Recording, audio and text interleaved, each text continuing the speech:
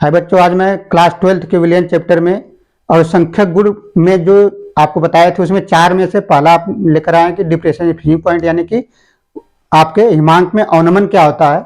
इसको आपको देखना सवाल कैसे पूछा जाते हैं। जेई मेन और नीट में बहुत ज्यादा पूछा जाता है, बोर्ड में भी सवाल कैसे आते हैं, ये सारी चीजें आपको क्लियर हो जाएंगी। तो सबसे पहले हिमांक क्या होता है। हिमांक में अवनमन समझने से पहले आपको हिमांक समझना है। तो हिमांक क्या है, यानी कोई चीज, कोई विलायक जिस ताप पर फ्री हो जाता नहीं, जम जाता है। यानी कह सकते हैं, इसकी अगर परिभाषा देखेंगे तो कह सकते हैं कि वह ताप जिस पर विलेय के वाष्प दाब और विलायक के वाष्प दाब बराबर हो जाए, वो ताप क्या कहलाएगा, हिमांक कहलाता है। लेकिन जब उसी विलायक में कोई पदार्थ डाल देंगे आप वाष्पशील, तो उसके हिमांक में जो फ्रीजिंग पॉइंट है उसका फिक्स है, उसमें कमी आ जाती है। तो इसी कमी को हम बोलते हैं हिमांक में अवनमन। अवनमन का मतलब क्या होता है, कमी। यानी जल का जो हिमांक होता है, सभी लोग जानते हैं कि 0 डिग्री सेल्सियस में पानी जम जाता है, लेकिन जब उसमें कोई पदार्थ वाष्पशील डाल देंगे तो 0 डिग्री से कम हो जाएगा, यानी कि उसी को बोलते हैं हिमांक में अवनमन था। अलग अलग विलायक के लिए अलग अलग हिमांक, यानी कि जो फ्रीजिंग पॉइंट होता है वो अलग अलग होता है। पहले इसका डेफिनेशन देख लीजिए आप। किसी विलायक में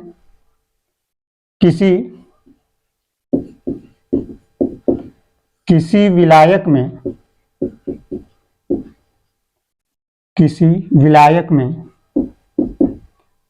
अवाष्पशील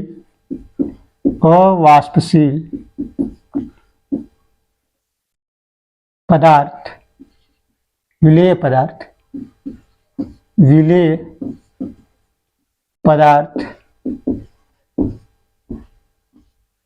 जैसे यूरिया या ग्लूकोज,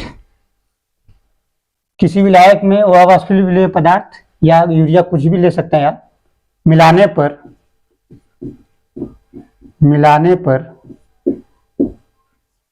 विलायक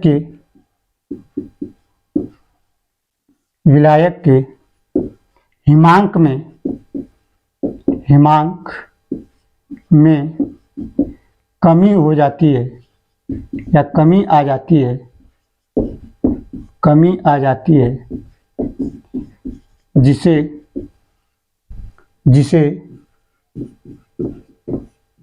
हिमांक अवनमन कहते हैं।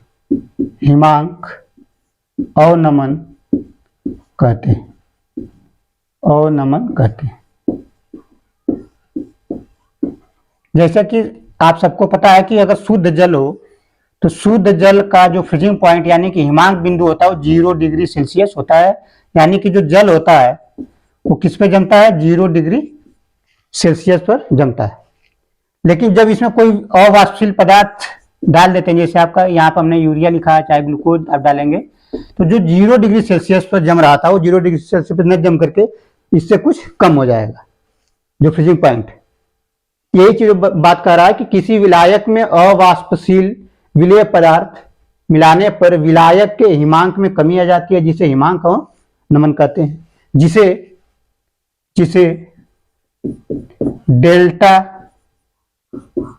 टीएफ से प्रदर्शित करते हैं। और यहाँ डेल्टा टीएफ क्यों आया, क्योंकि यहाँ 2 होगा, यानी कि इसको डेल्टा टीएफ को आप लिख सकते हैं टी नॉट माइनस टीएफ। यानी कि जब किसी विलायक में, जो शुद्ध विलायक, ये किसका है, टी नॉट जो है शुद्ध विलायक, यानी जब इसमें कोई अभी पदार्थ मिलाया नहीं गया था, और जब इसमें पदार्थ मिला दिया गया, यानी कि विलेय पदार्थ मिलाने के बाद, मिलाने के बाद, यानी कि जो यहाँ टी नॉट लिखा हुआ है, यहाँ है शुद्ध विलायक का फ्रीजिंग पॉइंट है। और जब जैसे इस जल को मान लेंगे, तो जब ये जल का है टी नॉट, अब जब इसमें यूरिया डाल देंगे तो क्या हो जाएगा, टीएफ हो जाएगा। तो इसी को हम लिख देते हैं क्या, ये किसके प्रोपोर्शनल हो जाएगा, मोलैलिटी की।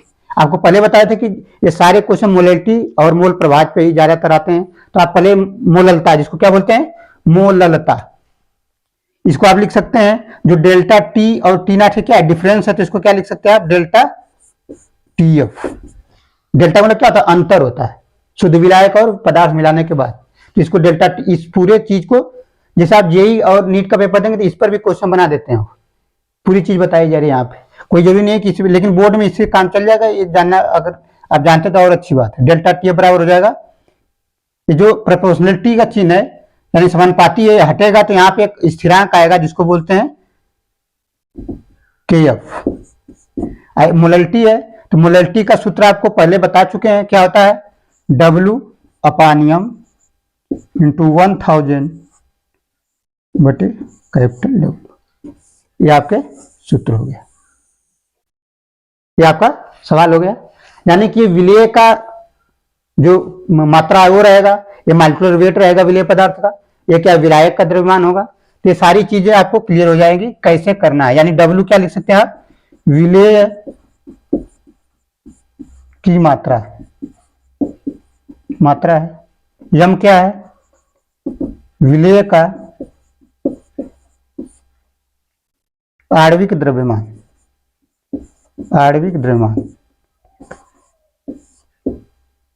द्रव्यमान, यानी जो पदार्थ घोला जाएगा उसका मॉलिक्यूलर मास क्या होता है वो लिखना है।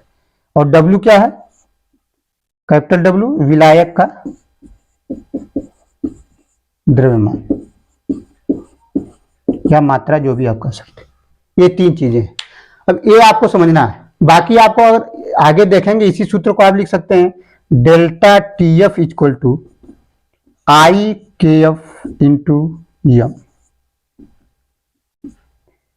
ये आपके जितने भी कंपटीशन वाले पेपर हैं उसमें आने की संभावना पूरी रहती है। इसी को बोलते हैं वांट ऑफ फैक्टर। जब कोई इलेक्ट्रोलाइट आप मिला देंगे किसी विलायक में, तो जो जैसे इलेक्ट्रोलाइट का मतलब जैसे साल्ट है, नमक है, NaCl है, K2S, कोई साल्ट जब मिलाते हैं तो वहां पे ये फार्मूला जो निकालेंगे आप, ये आई रख कर निकालिए। इस पर भी क्वेश्चन बहुत बनता है, लेकिन बोर्ड में इस पर कम आता है। जेई और आपके नीट जैसे पेपरों में क्वेश्चन आता है, तो यहाँ पे आपको सिर्फ बता रहे हैं। बाकी जब क्वेश्चन अलग से मैं 20-25 क्वेश्चन प्रैक्टिस कराऊंगा तो इस पर सवाल जरूर कराऊंगा, ठीक है। बाकी यहाँ पे सिर्फ इस पर सवाल कराने वाला हूँ मैं, आगे चल के जो क्वेश्चन देंगे इस पर कराएंगे नीट का, अभी क्योंकि बोर्ड का ही क्वेश्चन बता रहे हैं। ये दोनों सूत्र आपको जानना जरूरी है कि ये भी सूत्र होता है और यम की जगह आप ये भी पुट कर सकते हैं, क्या मोलरिटी की जगह, ठीक। अब सवाल देखिए इस पर कैसे आते हैं, ये आपको देखना है। सवाल आपको देखना है, पहले पूरा लिख लीजिए, फिर इसको मिटा रहे हैं।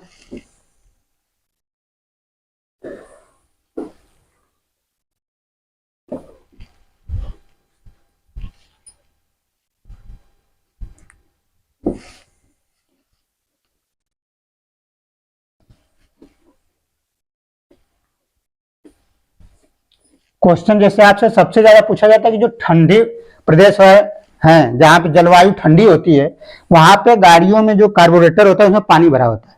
तो पानी जो भरा होता है वहां पे क्या होगा, पानी जम जाएगा। तो पानी जमे नहीं तो उसमें एक एथिलीन ग्लाइकॉल होता है, उसको मिलाया जाता है कि पानी जमे ना। कार्बोरेटर में पानी जमने की वजह से कार्बोरेटर क्या होता है, फट जाता है बर्फ बनने के बाद। तो ये चीज सवाल आपके जेईई और नीट जैसे पेपर में बहुत पूछा जाता है। पहला जो सवाल होता है, जैसे हम आपको क्वेश्चन करा देते हैं, जैसे मान लीजिए कि सवाल पूछता है आपसे कि एथिलीन ग्लाइकॉल की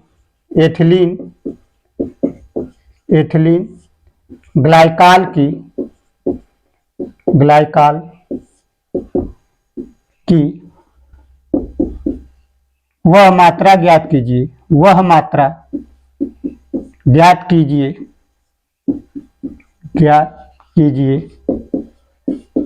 कीजिए जो 4 किलोग्राम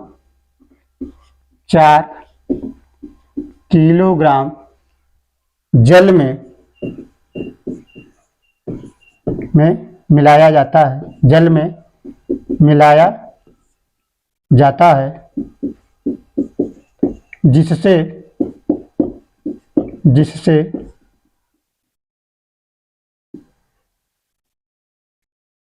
जिससे जल या जो उसमें डाला गया है विलाय जल का हिमांक कम हो जाए। यदि डेल्टा TF -6 डिग्री सेल्सियस है। क्वेश्चन आप समझ लीजिए नीट में और जेईई में ज्यादा पूछा जाता है, आईटी पेपर में, मेन पेपर में। वो कहता है कि एथिलीन ग्लाइकॉल की या किसी भी एथिलीन ग्लाइकॉल ही क्यों कहा जा रहा है, क्योंकि ठंडे जो जलवायु है वहां पे जो गाड़ियां होती है, फोर व्हीलर होती हैं, वहां पे पानी में जो कार्बोरेटर होता है उसमें एथिलीन ग्लाइकॉल मिलाया जाता है वहां पे, क्योंकि पानी जमे नहीं, क्योंकि पानी 0 डिग्री सेल्सियस पर क्या होता है, जम जाता है। तो जो गाड़ियों में पानी डाला जाता है, यहाँ पे टेम्परेचर क्या लिखा है, -6, तो 0 पे जम जाता है तो -6 है, यानी उससे भी कम हो गया है। तो एथिलीन ग्लाइकॉल मिला दिया जाएगा ताकि इसका जो 0 -6 है उसको और कम कर दे, पानी उसमें जमे नहीं। तो आपको वही मात्रा बताना है कि अगर किसी गाड़ी में 4 किलोग्राम जल है उसके कार्बोरेटर में, तो जमे नहीं, तो उसमें कितना एथिलीन ग्लाइकॉल की मात्रा मिलाना चाहिए आपको। क्वेश्चन आपको समझ आया?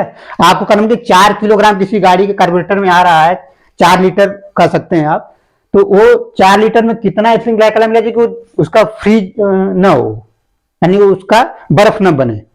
ये क्वेश्चन बहुत अच्छे अच्छे बनते हैं इसमें, और तब क्वेश्चन बनाता है कहते कितनी मात्रा मिलाया जाए या कितनी मात्रा और उसमें ऐड कर दिया जाए, तो वो सब न्यूमेरिकल जब कराएंगे तो सारे यहाँ पे क्राइटेरिया कैसे क्वेश्चन बनते हैं आपको यहाँ पे दे रहे हैं कि कैसे बनता है क्वेश्चन। तो आप देखेंगे डेल्टा TF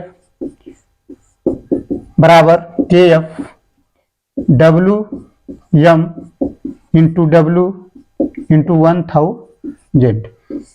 तो आपसे पूछा है एथिलीन ग्लाइकॉल की मात्रा, विलेय पदार्थ की मात्रा, ये W निकालना है। तो आप W जब निकालेंगे तो क्या करेंगे आप, delta TF into M into W अपान KF इंटू 1000Z। और आपको याद कर लीजिए यहाँ पे कि इस सूत्र में जो कुछ भी हम रखते हैं ये केजी में नहीं रखते हैं, किस में रखते हैं हम, ग्राम में रखते हैं। जब भी सवाल आएगा तो आपको यहाँ पे किलोग्राम में दिया रहेगा, इसको किलोग्राम को पहले आप ग्राम में बदलेंगे, ये गलत हो जाता है सवाल जेई में। ये जेई का सबसे पेटेंट क्वेश्चन है इस चैप्टर में, मेन में, यानी कि जो यहाँ जो जल की मात्रा था किलोग्राम में देखा, लेकिन आपको किलोग्राम यहाँ रखना नहीं, इसमें रखना किसमें है, ग्राम में, क्योंकि यहाँ नीचे क्या है 1000 है। ये चीज आपको ध्यान रखनी है यहाँ पे।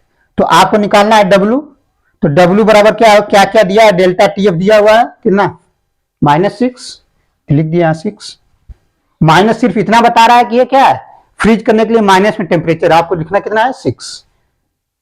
यम आपको एथिलीन ग्लाइकॉल का पूछा है, मात्रा पूछा है, तो इसका मॉलिक्यूलर वेट कितना होता है 62। ये आपको याद होना चाहिए, कुछ नहीं याद है तो हम निकाल दे रहे हैं। यहाँ पे देखिए CH2OH CH2OH, आप देखेंगे एक कार्बन है तो 12 2 14, ये हो जाएगा 16, 14 6 20 10 30 और एक 31, ऊपर 31 है, नीचे भी क्या होगा उतना ही है, तो क्या आ जाएगा 31, कितना हो जाएगा 62, 31 31 कितना हो जाएगा 62। यहाँ इसका मालिकुलर, और उसे याद भी होना चाहिए एथिलीन ग्लाइकॉल कितना होता है 62, इसका मालिकुलर वेट जो होता है इसका कितना होता है 62, आपको याद भी होना चाहिए, हर बार निकालना नहीं है वहां पे।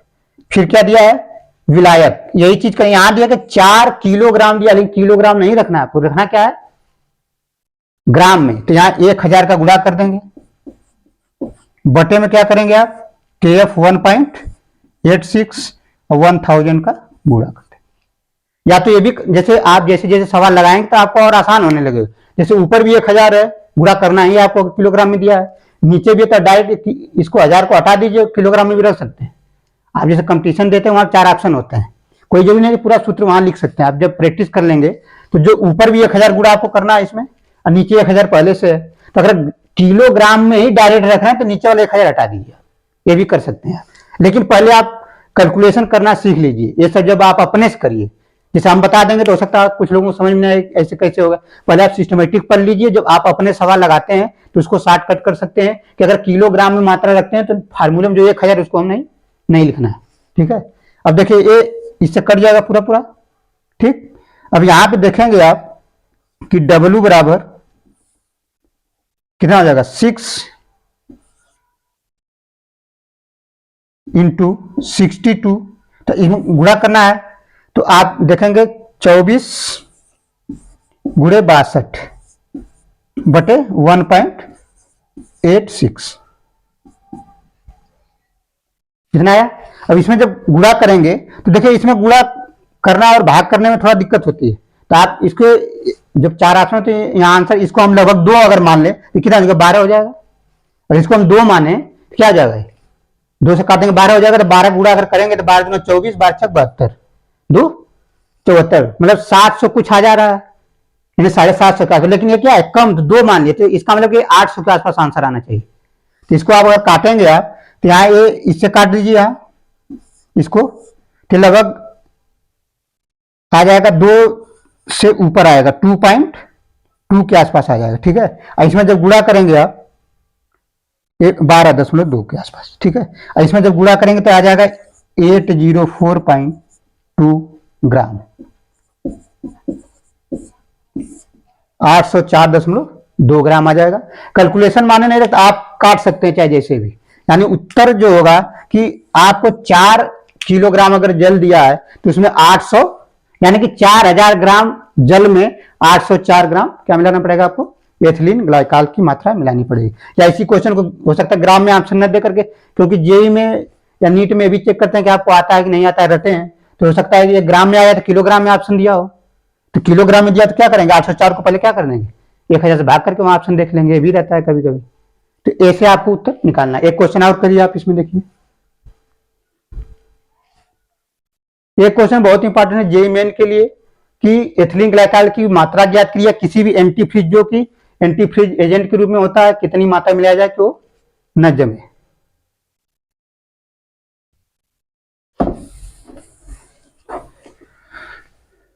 दूसरा सवाल लिखिए इसमें,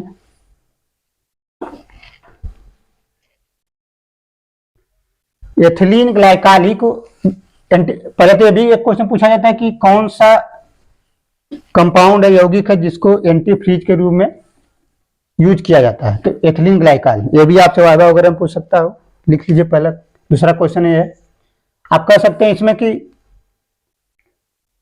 एथिलीन ग्लाइकॉल 45 ग्राम एथिलीन ग्लाइकॉल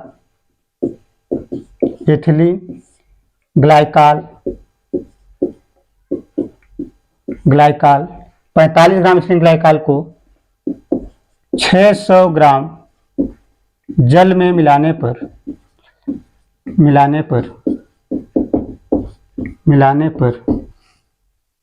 जल का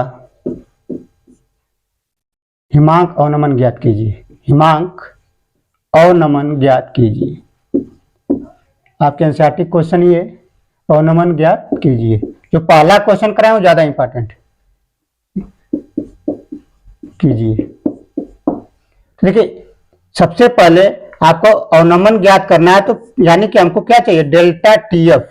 ये होता क्या है, केएफ इंटू एम, ये सूत्र होता है, निकालना यही है डेल्टा टीएफ। तो सबसे पहले हमें क्या चाहिए, आपको ये तो पता है कि केएफ 1.86 होता है। यहाँ चाहे तो क्वेश्चन में दिया हो चाहे न दिया हो, आप यहाँ लिख सकते हैं KF equal to 1.86 kelvin kg per mole, उसका यूनिट भी होता है। यानी कि यहाँ पे आप देखें मोलरिटी आपको ज्ञात करना है, तो मोलरिटी क्या होती है, आप यहाँ पे लिख सकते हैं delta TF equal to 1.86 KF हो गया। मोलरिटी क्या हो जाएगी, W/M इंटू 1000 बटे W। ये पूरा क्या आ गया, मोलरिटी एम का वैल्यू हो गया पूरा। अब यहाँ पे आप देख लीजिए डेल्टा टीएफ इक्वल टू हो जाएगा 1.86 इंटू W, यानी वेट कितना है 45 ग्राम मिलाया गया था, 45 लिखिए। मालिक्यूलर वेट इसका कितना होता है, अभी लिखा है तो 62, ठीक 62। एथिलीन ग्लाइकॉल का जो मालिक्यूलर वेट होता है कितना होता है, 62 होता है, इंटू 1000 इंटू विलायक का द्रव्यमान W है 600 ग्राम। इसमें हमने कहा था कि ग्राम में ही, अगर किलोग्राम में दिया होगा तब आप ग्राम में बदलेंगे, लेकिन यहाँ तो ग्राम में ही दिया है तो यहाँ कोई चेंज नहीं करना है, 1000 कोई ऊपर गुणा नहीं करना आपको अलग से। तो आप देखेंगे यहाँ पे इसको काट दीजिए आप, 2 शून्य कट जाएगा, और इसको आप काटेंगे आप 2 से काट दीजिए पहले आप, ये क्या हो जाएगा 31 हो जाएगा, ठीक। और जो हो जाएगा आपका 5 हो जाएगा। इसके बाद आप इसको काटिए और इसको काटिए, तो ये लगभग आ जाएगा आपका 2.2, इसमें गुणा कर देंगे तो 2.2 डेल्टा टीएफ, जो ये वैल्यू आ रही है हिमांक में अवनमन का, इतना मोल आ जाएगा। आंसर कितना आ जाएगा 2.2 मोल। यानी जो आप यहां मिला रहे हैं कितना आंसर आना चाहिए 2.2। या आप पैसे भी निकाल सकते हैं पूरा डायरेक्ट लिख करके, या पहले आप मोलैलिटी निकाल सकते हैं, यानी कि इसका अलग से दोनों क्वेश्चन आपसे पूछे जाते हैं। अब एक चीज और इसमें लिखना है अभी, वो भी देख लीजिए पहले, वो भी इंपॉर्टेंट है कि जो केएफ होता है उसको क्या बोलते हैं, मोलल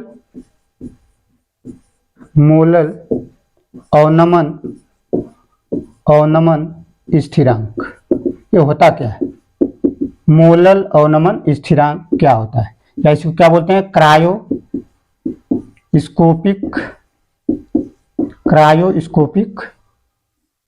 स्थिरांक। ये अलग से बोर्ड में इसकी परिभाषा भी पूछी जाती है, इसलिए हम आपको करा रहे हैं इसको कि है क्या।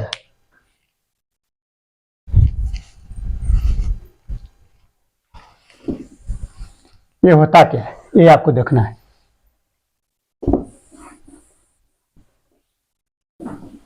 तो सबसे पहले आपको इसको अगर समझना है आपको कि क्या है, तो सेम परिभाषा होती है, थोड़ा सा इसमें अंतर होता है कि इसमें यह कहेंगे कि 1 किलोग्राम का, इसकी परिभाषा अगर पूछी जाए आपसे तो कहेंगे क्या, 1 किलोग्राम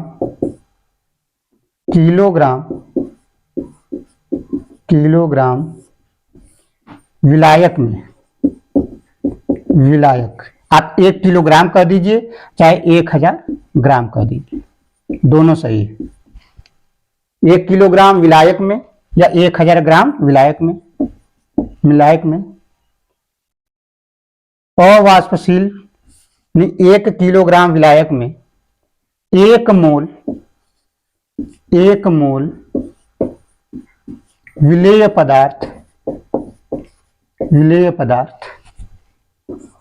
पदार्थ को मिलाने पर हिमांक में